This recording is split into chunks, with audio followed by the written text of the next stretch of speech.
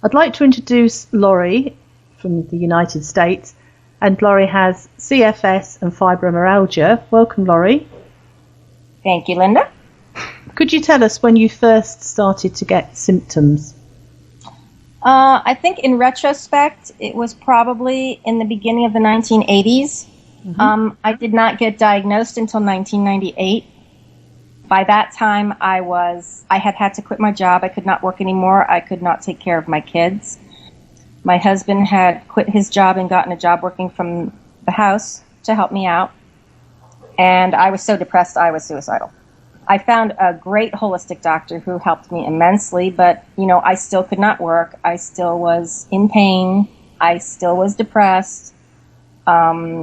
I'm very sensitive to medications. It was very difficult to put me on anything that I could tolerate.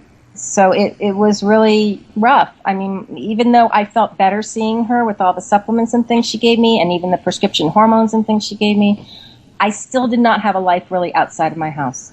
My energy all involved my kids, my parents, my husband. I could not go out and make friends and go have fun, try and get a job. I had no energy for any of that. And were you sleeping a lot at that time? No, I am a classic insomniac, probably from the time I can remember in 5th or 6th grade not sleeping. So I'm not sure if that has something to do with what's going on with us. As a matter of fact, I am having a sleep study tonight. There are some doctors that are questioning whether these autoimmune problems have a link to a sleep disorder that doesn't allow us to get that restorative sleep we all need. So it'll be interesting to find out those results. Yes, it will. Yeah. So you had all these awful problems, then you were diagnosed. What were you offered then? I had seen a doctor when I first moved here, and all he did was give me nasty looks and write down, I think you've got fibromyalgia. I can't do anything for you. And basically, I was just a pain to him. Mm. And then I found this holistic doctor, and she right away knew exactly what was going on with me. She knew exactly what tests to do to show me that it was not all in my head. Now that I think about it, back in the 80s, I had gone to the Leahy Clinic, which is a very prominent place in Boston, Massachusetts, and they had told me it was all in my head and I need to see a psychiatrist. So when I saw this doctor in 1998, she said, it is not all in your head. You are depressed because you are sick. We took it from there. I have Epstein-Barr, which is very common with people who have chronic fatigue and fibromyalgia. I have other herpes viruses as well. I probably have HHV6. They all tend to run in packs, so I'm sure I have many more viruses I don't know about. So, how did you find LDN? We all have memory problems when we have chronic fatigue and fibromyalgia. I don't remember. I want to say that in all likelihood, I was just on the internet searching around for anything, and somehow I fell over LDN, probably on YouTube. Mm-hmm. And I was just, the first thing you say to yourself is, oh yeah, I've heard this before. And something about me said, you know what, this time let's just go for it. And I went to my doctor. I asked her if she'd heard of it, and she said yes. I had called my compounding pharmacy near me, and I asked them if they knew about it, and they said yes, they compounded it. And I said, would you tell me for who? And they gave me a list of 8 doctors. Mm-hmm. So I went to my doctor and said, I've been with you 15 years. I don't want to have to go somewhere else. Would you please prescribe this for me? She was a bit reluctant, but she said that since she'd known me so well and she knew that I would check in with her, that I could be one of her, what she called, guinea pigs. So knowing I'm sensitive, I had it compounded very tiny, 0.5 milligrams. I took that, and the next morning, I already noticed a difference. Wow. And I do have to say that every time I increased it, about every 3 weeks I increased it. I did have a few days of fatigue and headache and sleeplessness, but I would say after about 3 or 4 days, each time I increased it, that went away. Mm-hmm. And what I was left with was positive, was energy, was better sleep, was the ability to actually go out of the house and try and meet people and live again. Mm-hmm. It was really amazing. I'm at 3.5 milligrams now. I'm actually going to be decreasing it to 3 milligrams.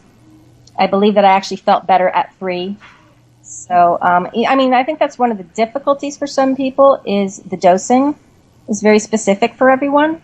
So I think 3 is probably where I sit. Can I say that I'm the way I was before I got sick? No, I can't say that. On the other hand, I'm also 53 now. Mm-hmm. So, I don't think that I'll ever be what you call normal. But then again, I'm not sure I remember what normal was. So, do I have to rest during the day? Yes. Do I have to rest as much as I used to? No. Before, if I did the dishes, I had to sit down for 2 hours.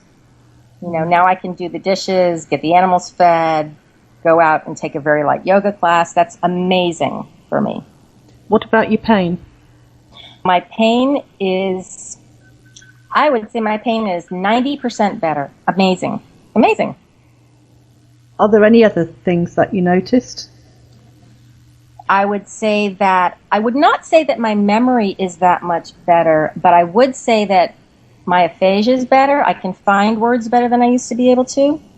Everyone's noticed it. So I would say that part of my cognitive abilities is better. My endurance is better. My energy is better. My mood is better.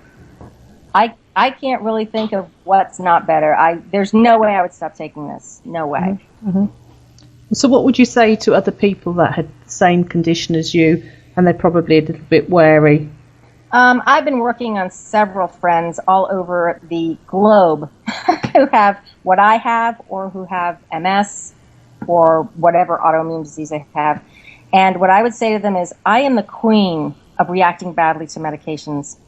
And what I can say for me is that you try it, you hang in there, you adjust your dose if you have to.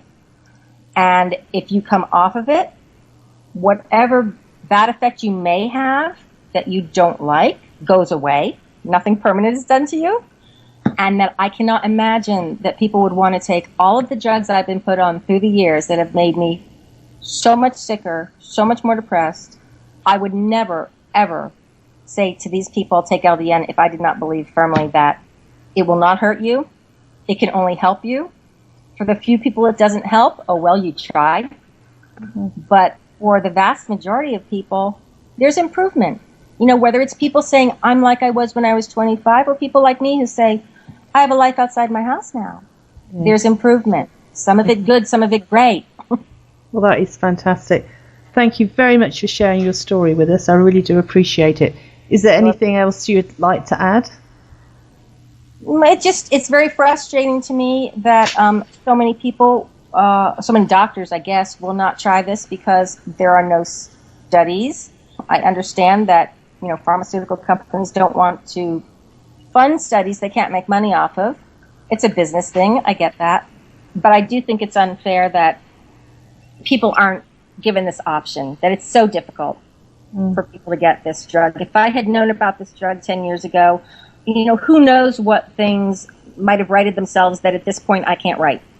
Yeah. So it would really be lovely if everybody could try it. This is one of those drugs where it can't hurt you. Can't hurt you. Try it. As I say, thank you very much, Laurie. Really do appreciate it. Sure, thank you.